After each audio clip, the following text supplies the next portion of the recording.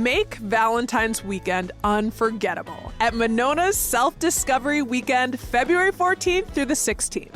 Choose from over 30 exciting events, including hands-on workshops, sponsored happy hours, and a charming Sunday afternoon tea.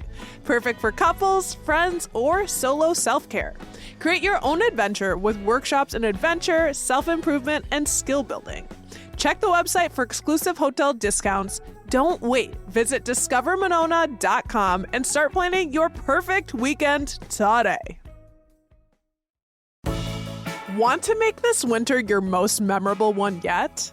Check out the Frozen Assets Festival happening at the Edgewater and on Frozen Lake Mendota from February 3rd through the 9th. On Saturday, February 8th, bring the family for a day of free activities and participate in the Frozen Assets 5K Run/Walk, the only 5K in North America that takes place entirely on a frozen lake. Funds raised support Clean Lakes Alliance's mission to protect our lakes. Head to cleanlakesalliance.org/frozen-assets to learn more and register now.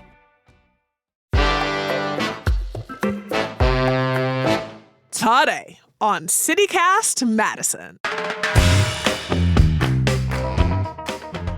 The city's 2 indoor ice arenas remain open after the Common Council decided to forgive their outstanding debt earlier this month. The Rinks garnered a lot of public support and also some criticism because this isn't the first time or even the second that the city has had to bail out our ice rinks. To get a better understanding of the situation and the winding road of history that led us to this point, we sat down with Wisconsin State Journal City Hall reporter Lucas Robinson. It's Wednesday, January 29th. I'm Bianca Martin, and here's what Madison's talking about.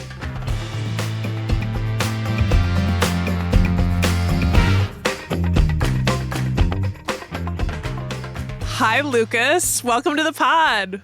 Hi, Bianca. Thank you for having me. We're really excited to have you. The story is really exciting and interesting and in-depth, so we're glad to have someone who's done the research. We're here to talk about a hot topic that's pretty cold, actually, ice cold, Madison's ice arenas. We've scratched the surface on this story on our Friday news roundups, but we definitely want a fuller picture.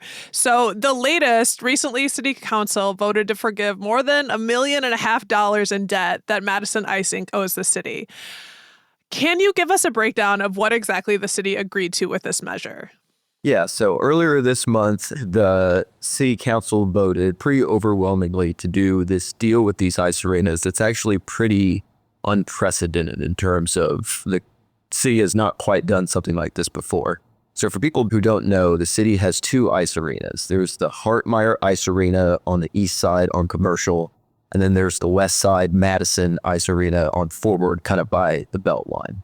And so for about 20 years, this nonprofit called Madison Ice Inc. has owned these 2 arenas, but they have kind of run into financial issues and have become unable to pay the city back the money that they owe. And so the city structured this deal that splits the ownership of the ice arenas. So Hartmeyer on the east side will be now owned and operated by a new nonprofit called the East Madison Ice Collective, which is a group of people who have been involved with Hartmeyer for a long time, families, people like that. And they have a fundraising goal of $3 million they have to hit to permanently secure ownership of the arena. Whereas Madison Ice Inc. under this deal keeps ownership of the Madison Ice Arena, but they get the $1.6 million that they own the city totally forgiven. And then they also take final permanent ownership of the ice arena. So there's kind of 2 parts to this. There's the gifting of these properties to these nonprofits, which the city has done before. They gift, properties to nonprofits. And then there's this debt forgiveness element, which the city has also done before, but they've never really merged these 2 things together in a deal. Yeah, it's historic in more ways than one, like as you said, this latest move. And also there's a long history here that's really interesting. Can we talk about how we got to this point? Because as I understand it, it's definitely not the first time the city has had to bail out the ice rinks. Yeah. On its face, it might just seem like the city is giving away these properties, but you can't quite understand why the city is opting to do this without understanding the 50-year history of these arenas. So these arenas, it's really such a Madison thing. It's just kind of this perennial issue that never gets solved, and it's a hot potato with the city council. But for decades now, there has been this cycle of ownership of the arenas changing, the arenas running into financial issues, and then the city inevitably stepping in to bail them out or create some sort of new kind of financial arrangement to keep them going. I think it speaks to why these arenas do have a public benefit. They're major recreation facilities that a lot of people get a lot out of. So the history of this goes back to the early 1960s, where this businessman named Fenton Kelsey, who really loved hockey, it was like a local hockey coach, built Hartmeyer on the east side. And it's the early 60s. And he built it, and UW brings their men's hockey team back. And the UW team actually plays down at Hartmeyer for several years. But they eventually move out of the facility to the Dane County Coliseum, which is built around that time. It's now the Alliant Energy Center. It's like they had one, but then they got a nicer one. Exactly, yeah. Leaving ours in the dust. Yes, yeah. It's, once again, the county undercutting the city, which happens all the time. But so when the UW team moves out, this ice arena on the east side kind of starts to run into financial issues. And the city at that time, under Mayor Otto Fesky, steps in and takes over, and the city now owns and operates this arena. Step forward about 10 years, Paul Soglin is now mayor, and the West Side Arena, which was called the Medalist at that time, privately owned, runs into their own financial issues, and the city steps in to take over operations and ownership of that arena. So by the late 1970s, the city is the one owning and operating the two arenas. And that arrangement held basically until the early 2000s, where the city was just kind of losing money on the arenas and wanted to get rid of them. And so they privatized them again and put them in the hands of Madison Ice Inc., which owned and operated them from 2004 kind of up until now. Oh, back and forth. I wanted to say that it's been passing the buck, but I wanted to say puck because we're... You guys are really on top of the ice puns and all this. Yeah, we're going to have a little fun in these stories. And, for folks, maybe some of you really know Madison mayor history well and know Otto, but that's a good, showing how long ago that this has been going on, trying to figure out how can we keep Madison with ice arenas. The city owned both ice arenas for a long time. 2000s come around, and it's like, this is not working. Please help. Madison Ice Inc. comes in. Madison Ice Inc. is now, they're a central part of the story of where we're at today, as you have already laid out. So I really appreciate that. Because reading the history in your story, I was like, this gets kind of messy, where people were not really taking accountability at certain points in terms of the maintenance when it wasn't the city, but it's just so expensive. Yeah. So there's been 5 different Madison mayors who have dealt and made a decision with this. So it really, this issue just transcends who's running it, because it's been the public sector, it's been the private sector multiple times. Who's running the city has changed. It's all still kind of the same story, kind of how the city is, just changed a lot kind of since the 60s. So. Yeah. And so now there's this solution on the table that city council voted on, and it's being handed over. I am curious because now basically they've been in financial trouble for the past few years, and now they need to turn it around, I imagine. They've got some weight in the game. I suppose they always have. But I am curious, do we have any sense of what a healthy ice arena ecosystem looks like in terms of visitors, and what is actually sustainable, why they're in trouble right now, and what's possibly going to change? Yeah, I don't know how ice arenas work in other places, but you would think running an ice arena in Madison is the worst business venture you could possibly get into. But we do see this with other recreation facilities in the city. I don't think it's specific to ice specifically. For instance, the Goodman Pool, which is owned and operated by the city, a beloved place that a lot of people get a lot out of, but it does not make any money. It's similar with the city's golf courses, historically well used, but they just don't make money. I just think in Madison, at least, there's just you can only charge people so much to use facilities like this. Sure. Particularly with kids too that are using them. With Madison Ice Inc., though, they were actually doing pretty well. According to their tax records, kind of up until COVID. It's really when COVID started, They lost a lot of revenue. Now, there are some claims out there by some people who were opposed to this deal saying that Madison, I think, was doing fine financially, but that's just not kind of bore out by what their tax records say. They didn't get to a point where they had gotten even close to being at the revenue they were at before COVID. They also spent through a lot of their savings that they were kind of saving up to do improvements at Hartmeyer. And that kind of brings us to where they got to a point where they just couldn't pay the city back on the arrangements that they had. And when you kind of get to that, you kind of have to look at what are the options before the city.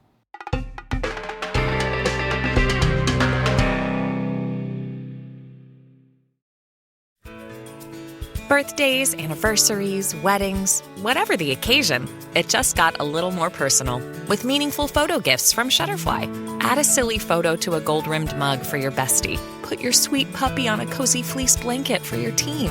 Gift your husband a desktop plaque featuring all the kids. Enjoy 40% off orders over $29 with code POD40 at Shutterfly.com and make something that means something.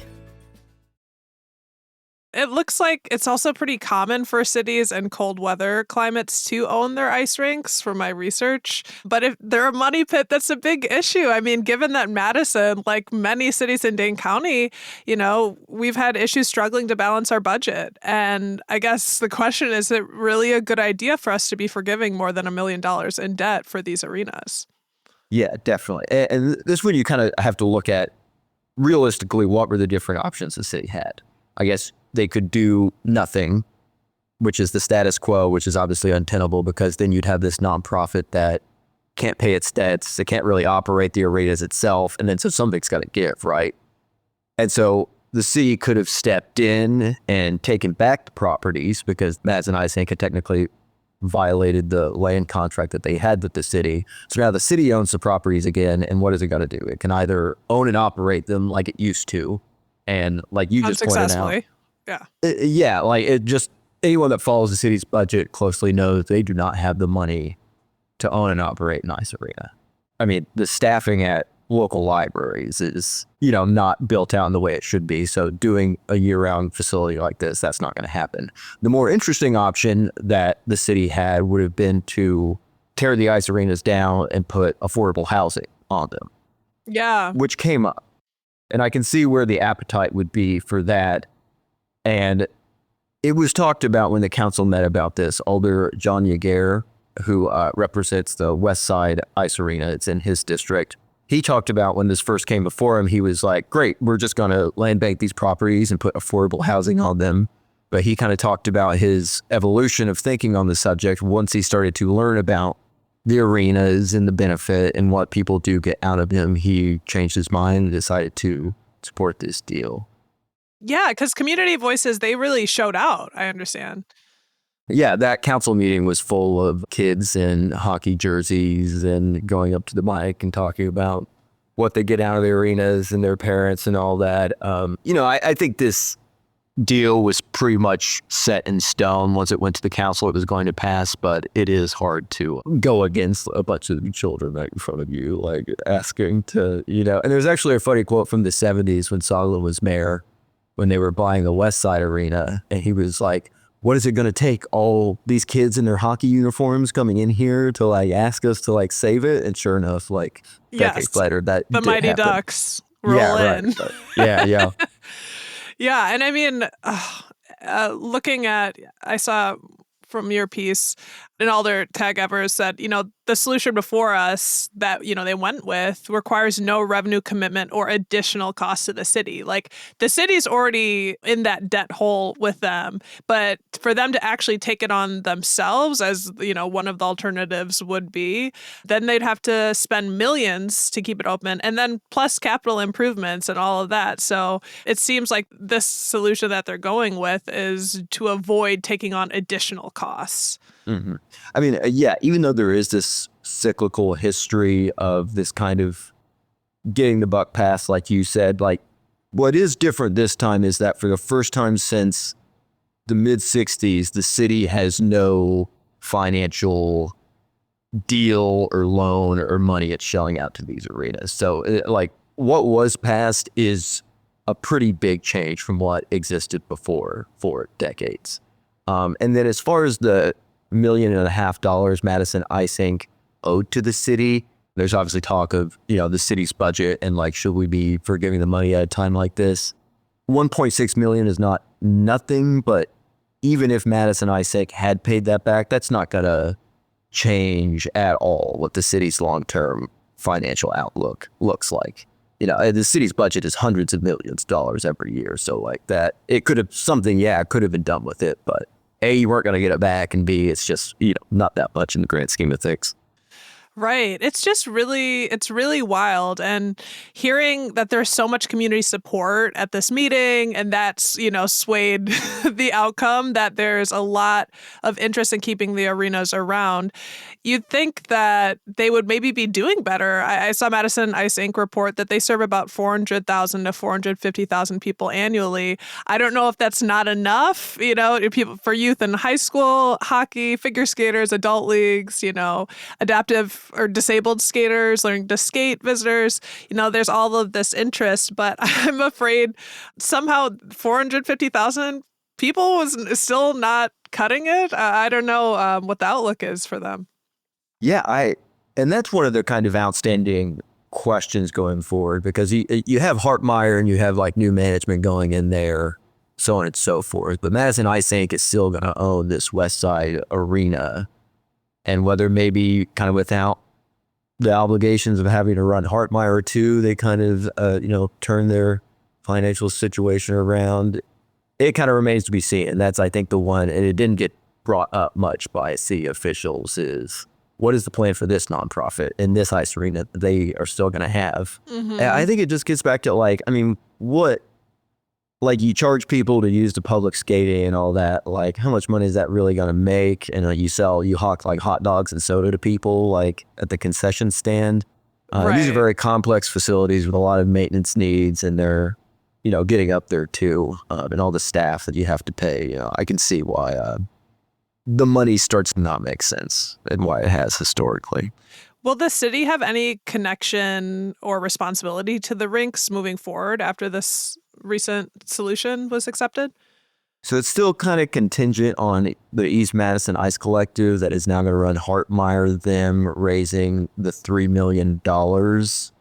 That's still kind of the one big outstanding question, because if they don't pull that off within 3 years, this deal kind of does fall apart.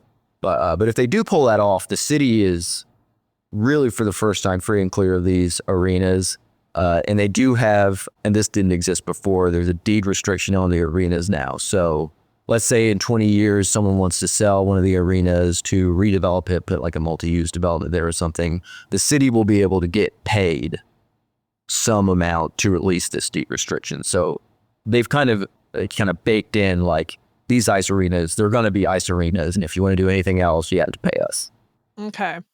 Because, I'm sure some people are thinking, what's stopping this cycle that's dated back to the 60s from happening again, from the ice arenas needing support from the city in, say, 3 years? No, I know. Yeah. And maybe the State Journal reporter here in 20 years will go back to my stories or even this interview to try to learn why did this go right again? Who knows? History repeating itself. Well, we're rooting for them, Yeah, I mean, I don't really know much about like hockey or anything, but it does seem like the people that do use these places do get a lot out of it. And at Hartmeyer, you brought it up, the adaptive skate that they have. It's skating lessons for kids with physical and cognitive disabilities. That's pretty unique. I don't think another program exists like that in Wisconsin. And so that kind of equity access question came up a lot when the city was looking at this. I have two siblings who played hockey growing up, and one of them I know played in Madison on like an LGBTQ league that was really meaningful to them. And I would like to be able to go to a place and, help someone learn how to skate and all of those sorts of things. So I get it for sure. Lucas, before we let you go, so like, what are the immediate next steps in the process? Like, what are you watching for? Yeah, we've touched on this a little bit, is like this capital campaign that East Madison Ice Collective still has to do in order to finalize their ownership of Hartmeyer. The kind of group of people running it are families involved with the facility, but they also have their local business people. So they have put together a business plan, and they're pretty confident about their ability to raise all this money. So I expect some more public-facing fundraising and events that will kind of be out there in the community to try to raise this money. And then the other thing is the Madison Ice Inc., who are still going to be running the West Side Arena. They kind of have the debt to the city that was hanging over them gone. But that question of, and it really just did not get answered, of what is their plan going forward and how are they going to ensure that this ice rink on the west side is open for years to come. For years to come. Well, we'll see. We'll see. We're rooting for you. Lucas, it's been such a pleasure getting to understand this history a little bit better and the status of our ice arenas, and your reporting's fantastic. So thank you for making the time. Yeah, thank you so much for having me. I did a fan of the show for a while now, so it's good to be on. That's Lucas Robinson, City Hall reporter at Wisconsin State Journal. If you'd like to read more of his reporting on this history and this story, head to our show notes for a link.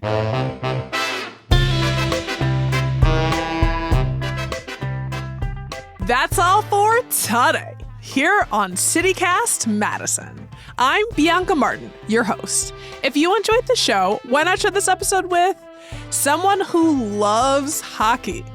We'll be back tomorrow morning with more stories from around the city. Until then, skate on.